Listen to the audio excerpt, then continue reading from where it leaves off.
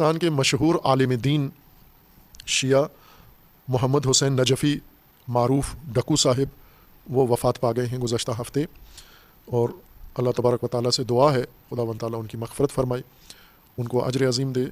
اور ان کے اہل خاندان، ان کے پیروکاران اور ان کے شاگردان کو تعزیت و تسلیت عرض کرتے ہیں۔ چونکہ ایک ایسی شخصیت تھے یہ جن کا وسیع اثر تھا پاکستانی مذہبی حلقے کے اندر، خصوصاً تشیع کے اندر، البتہ غیر شیعہ کے اندر بھی تھا، ان کی ایک پہچان تھی، اور وہ شخصیت جو اپنے علم کی وجہ سے، اپنے خطابت کی وجہ سے، اپنے نظریات کی وجہ سے معاشرے پر اثر انداز ہوتی ہے، ظاہر ہے وہ معاشرتی اور سوشل موضوعات میں سے شمار ہو جاتی ہے، یعنی اس کے بارے میں ان کی کارکردگی، ان کے معاشرتی اثرات اور ان کی شخصیت، یہ ہر آدمی کا حق بن جاتا ہے کہ ان کے بارے میں گفتگو کرے، اور کرتے بھی ہیں لوگ۔ ظاہر ہے ان کی زندگی میں ان کے بارے میں دونوں طرح کے تصورات تھے، ان کے مخالفت بھی شدید تھی اور ان کی حمایت بھی شدید تھی۔ لوگ ان سے متاثر بھی تھے، بہت متاثر تھے، اور لوگ ان کے شدید طریقے سے مخالف بلکہ دشمن بھی تھے۔ تنقید بھی حد درجہ ہوئی ان پر، تعریف بھی حد درجہ ہوئی ان پر، اور یہ خود دلیل ہے کہ وہ مؤثر شخصیات میں سے تھے، بے تاثیر شخصیت نہیں تھے کہ ایسے آئے ہوں اور ایک عالم کی حیثیت سے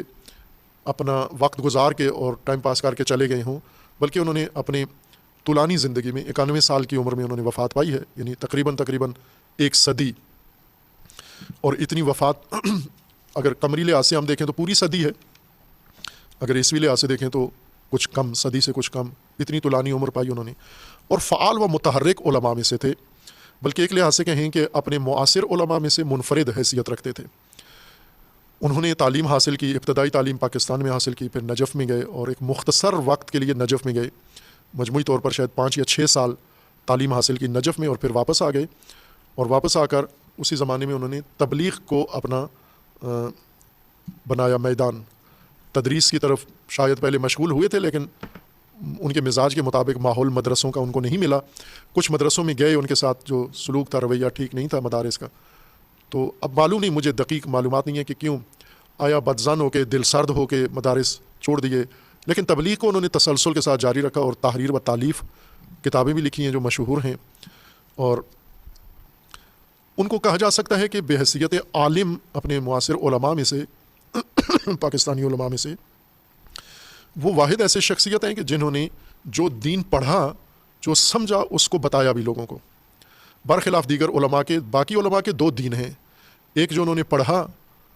اور جو پڑھا وہ کتابوں میں ہی رکھا، وہ اپنی زندگی میں بھی نہیں اتارا اور لوگوں کو بھی نہیں بتایا، بلکہ لوگوں کو لوگوں کی پسند کی بات بتائی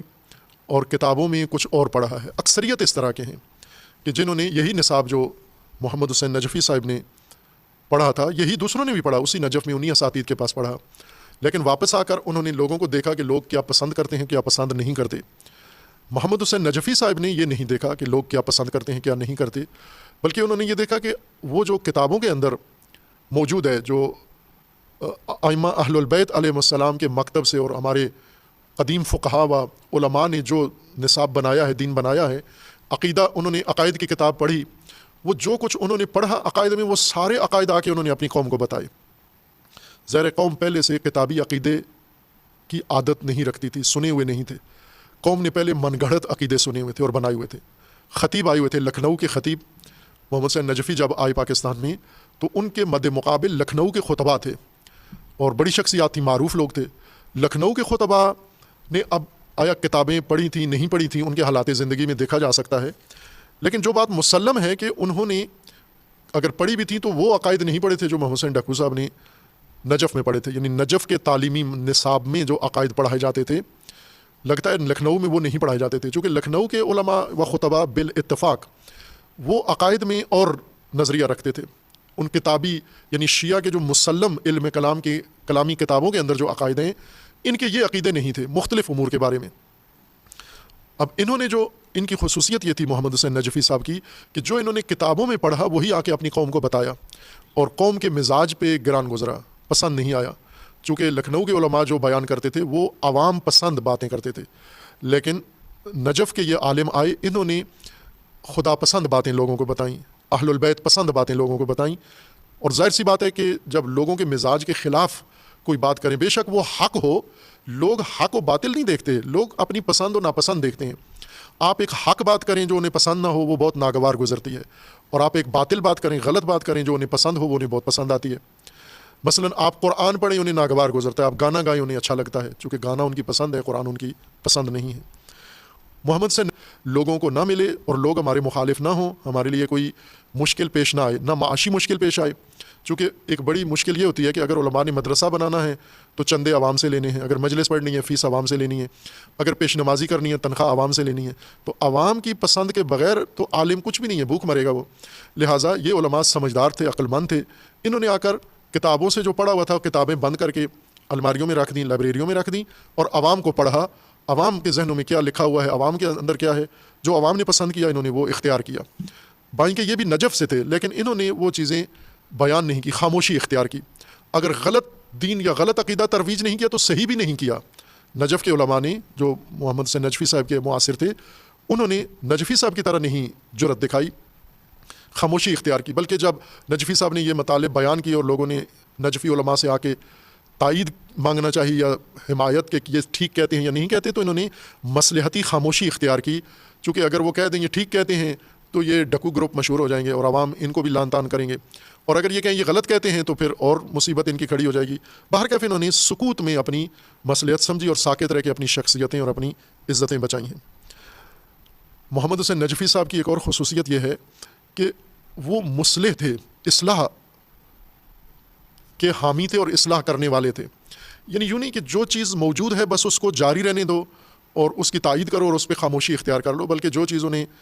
تشخیص ہوتی تھی کہ یہ ٹھیک نہیں ہے، وہ اپنی دانش کے مطابق یا اپنے علم کے مطابق اس کی جو اصلاحی صورت تھی وہ پیش کرتے تھے۔ ایک ان کی بڑی خصوصیت یہ تھی کہ وہ عقیدتی دینی سرحدوں کے محافظ تھے، اور انہوں نے یہ حفاظت کا حق ادا کیا ہے، یعنی کسی جگہ بھی انہوں نے سمجھوتا نہیں کیا، کمپرومائز نہیں کیا۔ جو سلوک ان کے ساتھ ہوا، جو رویہ ان کے ساتھ ہوا، وہ کسی بھی آدمی کا حوصلہ توڑ دیتا ہے، لیکن انہوں نے اس کی پرواہ نہیں کی، اور دشنام و طعن و تشنیع و سب کچھ ہوا ان کے خلاف، لیکن اپنی بات پہ قائم رہے، جس چیز کو وہ درست سمجھا، حق سمجھا، اسے انہوں نے بیان کیا ہے اور اس کی حفاظت کی ہے۔ اگر ایک لشکر بھی مقابلے میں ان کے آیا ہے، اور آئے ہیں لشکر ان کے مقابلے میں آئے ہیں، لیکن انہوں نے ان لشکروں کی پرواہ نہیں کی، اور جو دین کی سرحدیں تھیں ان پر، جو دین ان کے فہم میں تھا، دانست میں تھا، اس کی انہوں نے خوب پیراداری کی اور اس کی حفاظت کی ہے، برخلاف اپنے معاصرین کے، اپنے کولیگز کے، کہ وہ سرحدوں پہ یا گئے ہی نہیں، اگر گئے بھی ہیں تو وہاں سوئے رہے ہیں، خاموش رہے ہیں، حفاظت نہیں کی، نہ کوئی شبہ دین سے برطرف کیا، نہ کسی دینی سرحد کو توڑنے والے کو روکا، نہ کسی بدعت کو روکا، نہ کسی غلطی کو روکا، نہ غلطی کو غلطی کہا، نہ صحیح کو صحیح، نہ برے کو برا کہا۔ اور یہ ان کا تھا، مقدس علماء کرام کا یہ